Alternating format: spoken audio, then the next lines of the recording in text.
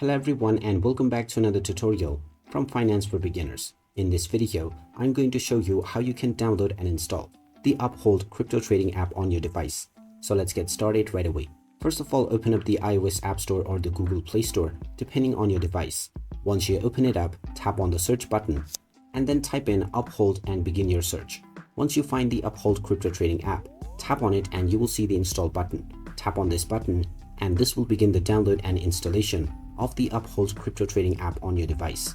Just wait for a while until the installation is completed, and once it is done, you will see the open button. You can then tap on this to open up the app on your device.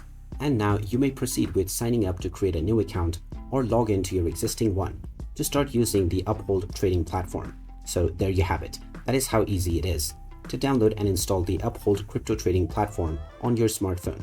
If you find this video helpful, don't forget to hit that like button and subscribe to our channel for more useful tips and tutorials. Thanks for watching, and I will see you again in the next video.